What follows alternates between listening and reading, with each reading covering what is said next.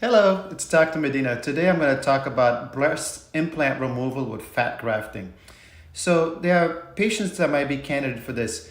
Let's say a patient is no longer interested in having an implant and we've removed the implant.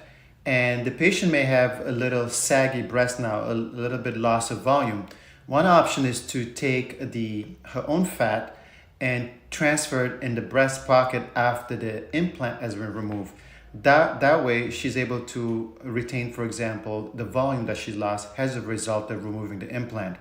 An option would be, let's say the patient has a 300 milliliter implant, you remove it, and then to address the potential sagginess of the breast, then you can add, let's say, 300 milliliters of fat to each breast pocket.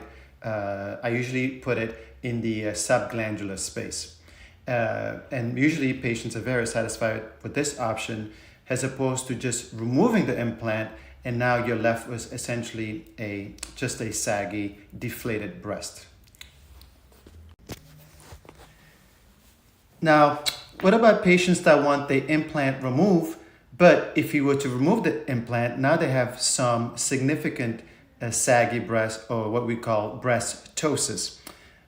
These patients, it depends on what the patient needs. For example, if a patient had pre-existing breast volume and let's say they are a size D breast and you remove, let's say, a 300 milliliter implant, they may just potentially just be fixed with just a breast lift to address the saggy breast. Now, if the patient, let's say, was a size C and removal of the implant makes her go to quote unquote a size B, and now has saggy breast, this patient may potentially benefit from not only having a lift, say it be in the shape of a lollipop lift, but what you can do is put a little bit of fat to help address the upper pole, the upper portion of the breast. That way she has a little more fuller, more youthful appearing breast. That's also an option in patients that may suffer significant breast deflation, and now the deflation is addressed with a breast lift and a little bit of fat grafting after remove the implant to address the breast upper pole fullness. This is also a viable option for patients. The type of lift the patient may need depends on how saggy the breast. Frequently, it's a lollipop lift. Less frequently, just a donut or a cut around the nipple lift. And invariably, sometimes it's called an anchor or an inverted T lift.